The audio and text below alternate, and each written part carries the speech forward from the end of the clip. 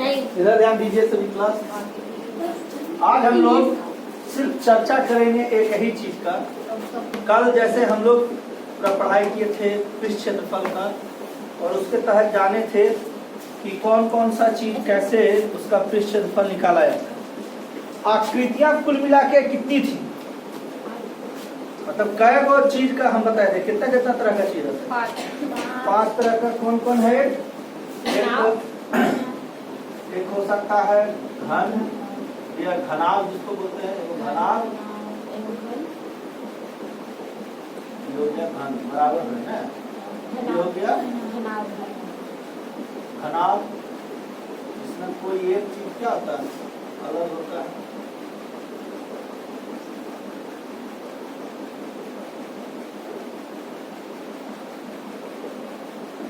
घनाभ हो गया है ना।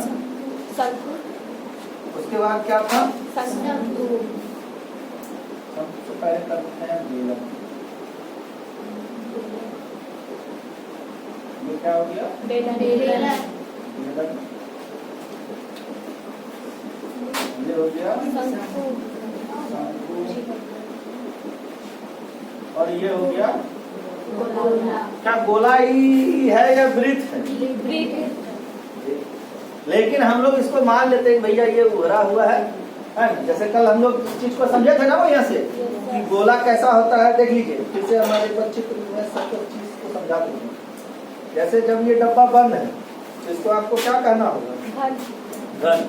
इसका लंबाई चौड़ाई ऊंचाई लगभग तीनों आपस में क्या है, बराबर है। इसको हम लोग क्या बोलेंगे, घन। फिर ये अगर डिब्बा को लिया जाए तो इसमें क्या है, लंबाई ज्यादा है, चौड़ाई थोड़ा कम है, इसको क्या बोला जाएगा, घनाभ। इसको क्या बोला जाएगा, इसको क्या बोला जाएगा, बेलन। ठीक है। और इस आकृति को क्या बोला जाएगा, शंकु। धरती पर आप जितना भी चीज देखिएगा ना, सब लगभग यही पांचों में ही कैसों कैसों आ जाएगा। मतलब मेन रूप से जो मैथ्स का जब सारा चीज हुआ, खोज हुआ, सारा चीज हुआ तो धरती पर। अब आप यहीं पर किसी चीज को आप सोचिए, देखिए यही पांचों में से किसी ना किसी रूप में मिला। जैसे ये कमरा किस डिजाइन का है, ये कमरा किस डिजाइन का है, घनाभ के जैसा है। ठीक है। अगर आप बर्थडे गेहूं का ढेरी लगा हुआ है कैसा हो जाएगा, शंकु के टाइप का हो जाएगा। समझ लीजिए ध्यान से सभी।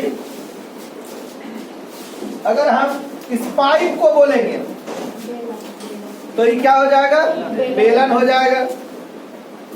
इस किताब को बोला जाएगा, घनाभ हो जाएगा। समझ में आ रहा है। सब आकृति धरती पर लगभग जितना आकृति है ना, यही जो है 5 गो में से किसी ना किसी आकृति से क्या हो जाता है, मिल जाता है। इसीलिए मेन रूप से आपका चैप्टर में जो है यही 5 गो का चर्चा किया हुआ है, जिसमें कल हम लोग पृष्ठ क्षेत्रफल के बारे में पूरा बढ़िया से डिटेल्स में सारा जानकारी लिए। आज हम लोग खाली किसके बारे में जानकारी लेंगे, आयतन के बारे में। अब सबसे पहले समझना होगा कि भैया ये आयतन होता क्या है। जब तक हम ये नहीं समझ पाएंगे कि आयतन क्या होता है, कैसे निकाला जाता है, तब तक हम सिर्फ फॉर्मूला रट सकते। जैसे बेलन का आयतन क्या होता है बताइए जल्दी से। बिल्कुल सही जवाब। क्या होता है बेलन का आयतन, पाई आर स्क्वायर एच। घन का आयतन क्या होता है, एल क्यूब। घनाभ का आयतन क्या होता है, एल गुने बी गुने एच। अब इन चीजों को ध्यान से समझिएगा। एक बार में आपको सारा आकृति का कैसे क्या क्षेत्रफल और आयतन निकालते हैं, इस सारा चीज समझ में आ जाएगा। जैसे कल क्षेत्रफल पृष्ठ क्षेत्रफल समझ में आ गया था, उसी तरह बढ़िया उसको बता दो।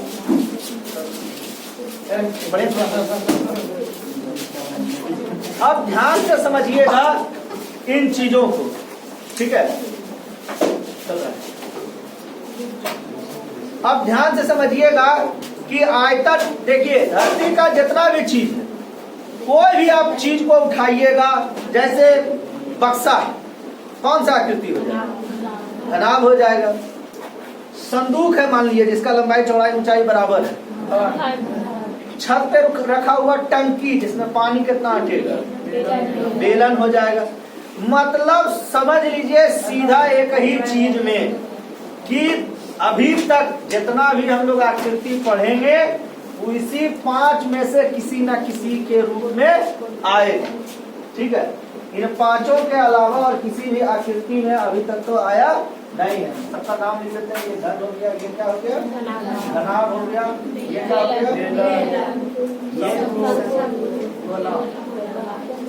इसको गोला जैसा माना गया है कि ये उठा हुआ है, समझ गए, वैसा बनाया। हाँ, ये है ऐसे वृत्त। अब देखिए हम आयतन को आपको समझाते हैं। आयतन पहले होता क्या है? आयतन होता है कि इसमें कितना चीज, जैसा कि कल बताए हुए थे, इसमें कितना चीज अटेगा उसी को क्या बोलते हैं। तो आप कोई भी चीज में हटाइएगा, कैसे हटाइएगा ये बताइए।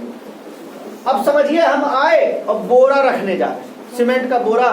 कोई आदमी बोला कि भाई हमको तो इसको क्या कीजिए, हमको कुछ दिन सीमेंट रखने दीजिए, बाहर में पानी पड़ रहा है तो सीमेंट खराब हो जाएगा, तो इसलिए क्या कीजिए हमको बोरा रखने दीजिए। तो कैसे कैसे बोरा रखाएगा? पहले वो ऐसे करके लंबा लंबी रखा जाएगा, ऐसे करके रखा जाएगा। हाँ, फिर ऐसे ऐसे रखाएगा। मतलब ऐसे बढ़ रहा है, कौन चीज बढ़ल जा रहा है, लंबाई बढ़ रहा है, और साथ में वो बढ़ल जा रहा है, चौड़ाई बढ़ रहा है। अब एक रो मान लीजिए रखा गया, फिर दूसरा रो भी रखेगा कि नहीं रखेगा, तो और क्या बढ़ने जा रहा है। तो जानते हैं किसी का भी जब आयतन निकालिएगा, आयतन का फॉर्मूला होता है उसके नीचे का जो धरती में है, जो धरती से सटा हुआ है, तो उसका आप पृष्ठ क्षेत्रफल निकालिए। मतलब फर्श का पृष्ठ क्षेत्रफल निकालिए और गुने कर दीजिए ऊंचाई से, यही हो गया आयतन। किसी का भी आपको आयतन निकालना हो, आयतन निकालने का एक ही तरीका है कि उसका जो भी पृष्ठ क्षेत्रफल है उस पृष्ठ क्षेत्रफल को लिखिए, और साथ में चूंकि अब पहले तो पृष्ठ क्षेत्रफल जितना जगह छेक लेगा, उसके बाद उसका क्या बढ़ते चला जाएगा। यानी कि किसी का भी आपको आयतन निकालना है, 5 में से किसी का, तो आपको यही करना होगा, फर्श का पृष्ठ क्षेत्रफल और साथ में क्या होगा, गुना ऊंचाई। हम लोग करके देखें क्या है वो, देखते हैं फॉर्मूला सही होता है कि नहीं होता है। तो पहले हम लोग कौन भैया को पकड़ेंगे, घनाभ भैया। ये हो गया हमारा घनाभ भैया। इसका फर्श कौन सा हो गया बताइए तो, नीचे ऊपर, यही नीचे ही हो ना फर्श। फर्श क्या हो गया, ये नीचे वाला। नीचे वाला का क्षेत्रफल क्या होगा, हमको घनाभ का आयतन निकालना है। किसका आयतन निकालना है, फॉर्मूला हम नहीं जानते हैं, हमको फॉर्मूला कुछ याद नहीं है। हम किसका आयतन निकालने जाएंगे, घनाभ का आयतन। तो हमने फॉर्मूला क्या लिखा हुआ है, फर्श का क्षेत्रफल, फर्श का क्षेत्रफल गुने पंची ऊंचाई। अच्छा, इसका फर्श यानी कि इसी तरह का एक कमरे का जैसा फर्श हो गया, इसका क्षेत्रफल कैसे निकालिएगा बताइए तो। हमको जमीन का क्षेत्रफल निकालना है। हाँ, एल गुने बी, मतलब लंबाई गुने, और साथ में आपको क्या गुना करने बोले हैं, यानी कि यही फॉर्मूला होता है घनाभ का। घनाभ का आयतन का क्या होता है फॉर्मूला, कोई भी फॉर्मूला आया है अपने आप कहीं से आसमान से टूट के नहीं आया है।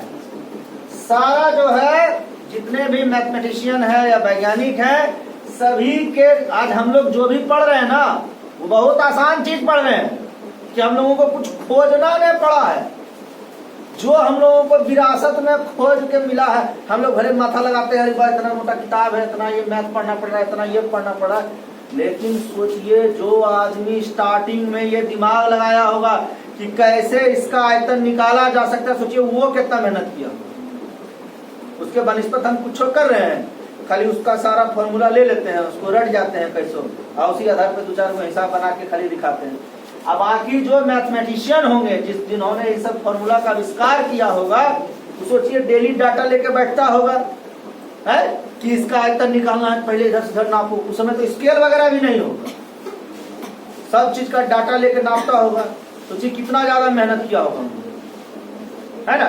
तो इसी तरह से हम लोग सिर्फ उनका जो बताए हुए चीज, जैसे खेतियां करते हैं, अभी जो बरसात का समय आएगा तो जाके सब खेत में गेहूं लगा दीजिएगा।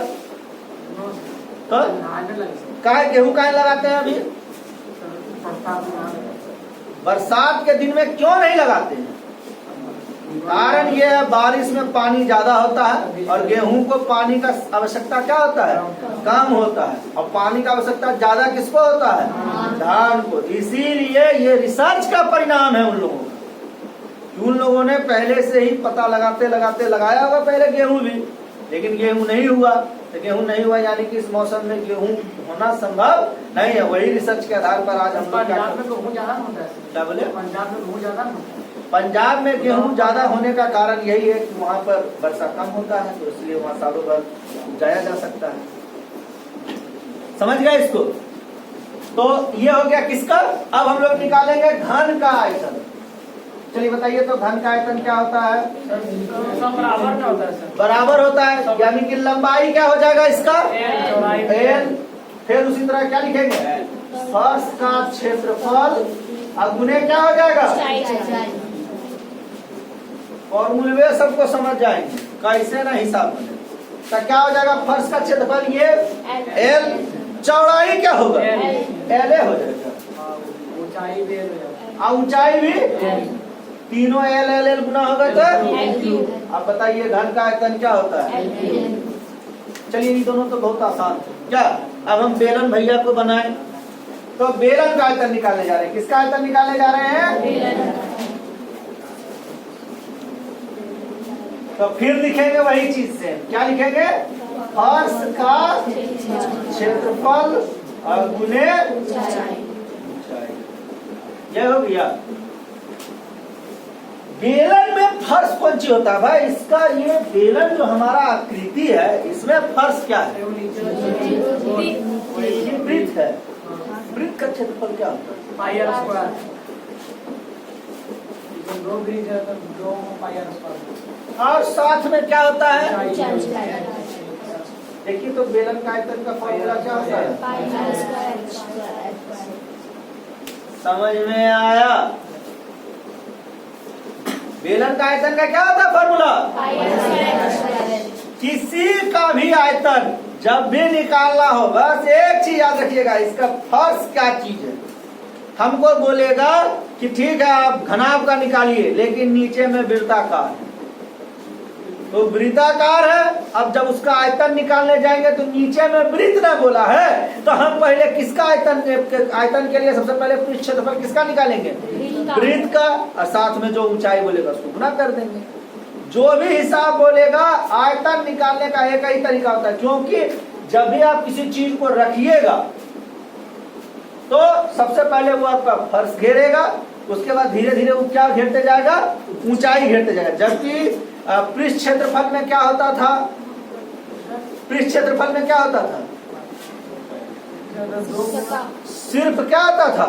एक जो सतह होता था उसी को रंगना होता था, वो बीच वाला से उसको कोई मतलब नहीं होता। अच्छा बताइए, हमको दीवार को पेंट करना है, हम क्या निकालेंगे? पृष्ठ क्षेत्रफल या आयतन? अच्छा, हमको इसमें बोरा रखना है, इसमें हमको जो है लाके बालू भरना है, इसमें पानी भरना है, कोई टंकी में कितना पानी अटेगा इसको निकालना है, किसी मान लीजिए छात्रावास में कितना आदमी रह सकता है इसके लिए क्या निकालना पड़ेगा। समझ में आया? ये जब सिर्फ और सिर्फ आप समझ लीजिए दीवार या ये सब की बात होगी, जैसे किसी फील्ड में हमको घास निकालना लगाना है, तो क्या फील्ड में घास लगाएंगे तो क्या निकलेगा? हाँ, उसमें ना ऊंचाई कहाँ है? सिर्फ आप निचले वाला गाथ रहे हैं, हमको धान का मोरी रोपना है, बताइए क्या होगा? क्या निकालना है? पृष्ठ क्षेत्रफल। अच्छा, हमको खेत को पटाना है, तो बिल्कुल सही, पनिया भरेगा फिर पनिया ऊपर न उठ ले जाएगा जी। तब हमरा क्या निकलेगा? अच्छा, हमको खेत को ऊंचा करवाना है, क्या निकालेंगे? उसमें भी क्या निकलेगा? क्लियर इस बात को सभी समझ गए? कहाँ चीज क्या अप्लाई करना है सभी को समझ में आ गया? क्लियर? चलिए, तो ये हो गया हमारा बेलन का आयतन, ये हमारा हो गया घन का आयतन, और ये हो गया। अब इस शंकु का कैसे निकालेंगे भाई? अच्छा देखते हैं। जैसे ही हमारा क्या है, बेलन है, बेलन है जी, देखिएगा ध्यान से, क्या बन गया? कई शंकु, यानी कि अगर हम एक पार्ट को खाली निकालेंगे तो कितना हो जाएगा शंकु का आयतन? फटाक से बताइए। ये बेलन का आयतन का तीसरा भाग हो जाएगा, इसीलिए इसका फॉर्मूला क्या हो जाता है? समझ में आया सभी को कि नहीं आया समझ में?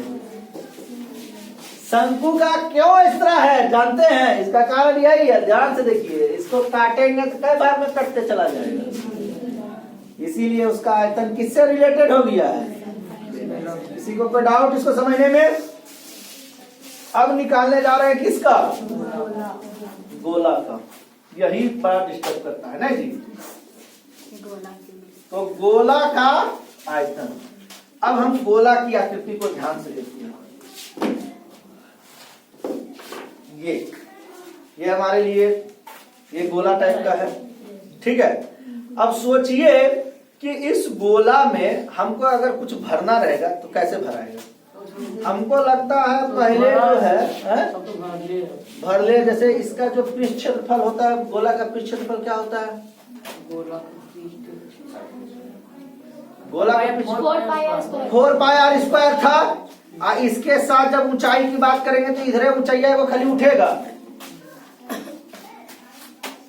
इसका पृष्ठ क्षेत्रफल क्या हो जाएगा? पृष्ठ क्षेत्रफल अब उन्हें क्या होता है? ऊंचाई होता है ना। तो देखिए इसका हो गया 4 पाई आर स्क्वायर, ऊंचाई आर हुआ, लेकिन उसका क्या हिस्सा यहाँ इस्तेमाल होता है? ओनली तीसरा हिस्सा, इसीलिए इसका क्या हो जाता है फॉर्मूला? 4/3 pi are cube. गोला का ऊंचाई है, आर त्रिज्या है उसका। देखिए ये गोला है, इसमें आप ऊंचाई, यही ऊंचाई निकालिएगा जी, ये क्या बन जाएगा? त्रिज्या। समझ में आया? यही सतह से निकलेगा, यहाँ पूरा से नहीं आना है, बीच से। और चूंकि 3 हिस्सा में बंटता है इसीलिए क्या हो जाता है? 4/3 पाई आर क्यूब। किसी को कोई डाउट? फॉर्मूला सभी को समझ में आ गया एक बार में कि कैसे क्या होता है? सबका फॉर्मूला में किसी को कोई डाउट है तो बोलेंगे। क्लियर सभी? अब देखिए, अब आयतन में कुछ चीजें आएंगी बनाने के लिए। सबसे पहला चीज आएगा इसमें कि किसी बेलन को पिघलाकर उससे गोला बनाया जाए, है ना। किसी गोला को पिघलाकर बेलन बनाया जाए तो उसका लंबाई क्या होगा? सपोज कीजिए यही हमारा गोला है, ठीक है। अब इसको पिघलाना है। पिघलाने का मतलब क्या हो गया? इसको ऐसे करके पूरा मेल्ट कर देंगे। जैसे समझ लीजिए, देखिए मुंह में पानी मत लागिएगा, खोआ का पूरा ऐसे करके लोदा है, ठीक है। तो जब खोआ का लोदा से ऐसे करके आप पहला नोचते हैं तो कैसा नोचाता है? गोल नोचाता है या किसी और? गोल ऐसा नोचते हैं, इसके बाद उसको ऐसे करके थपकाते हैं और कैसा आकृति बना देते हैं? बेलनाकार के जैसा बनाते हैं। तो समझिए कि इसी को हम नोच के हटा दें, ठीक है। पहला हो गया, ये क्या हो गया? दूसरा हो गया,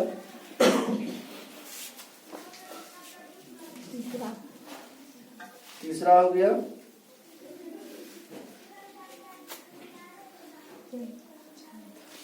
चौथा,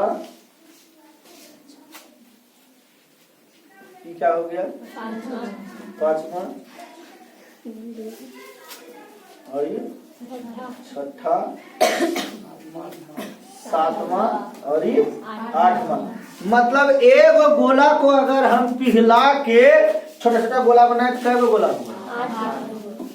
अगर हम यही सबको जो है इकट्ठा कर देंगे तो पहले वाला गोला के बराबर हो जाएगा क्या? यानी कि ये जो बड़का गोला का आयतन है ये किसके बराबर हो जाएगा? छोटा वाला का गो 8 गो गोला के बराबर। जब भी किसी चीज को पिघलाइएगा, समझिए एक गिलास में पानी भरा हुआ है, ठीक है, और गिलास दूसरा गिलास उससे छोटा है, क्या इसका पूरा पानी उसमें अट जाएगा? काहे नहीं अटेगा? छोटा है, यानी कि उसमें जगह क्या है? जगह है को बोलते हैं आयतन। तो अगर मान लीजिए एक गिलास से उसमें ढारे, सपोज कीजिए उस तरह का 2 गिलास में अगर भरा, तो ये बड़ा गिलास का आयतन कितने गिलास के आयतन के बराबर हो जाएगा? याद रखना हमेशा, किसी भी चीज को अगर पिघलाकर कुछ भी बनाया जाएगा, ध्यान से सुनिए, किसी भी चीज को पिघलाकर कुछ भी बनाया जाएगा। बेलन को पिघलाकर गोला बनाया जाए, गोला को पिघलाकर घनाभ बनाया जाए, घनाभ को पिघलाकर कुछ भी है। तो मान लीजिए गोला पिघलाकर इतना बड़ा होता है तो ये जगह क्या घट जाएगा या उतना रहेगा? जगह उतना छकेगा जी। देखिए जैसे मान लीजिए अभी गोला टाइप में था, इसको हम ऐसे करके रोल कर देंगे, तो मान लीजिए इसका ऊंचाई ऐसे घट गया, लेकिन लंबाई इधर बढ़ जाएगा कि नहीं बढ़ जाएगा?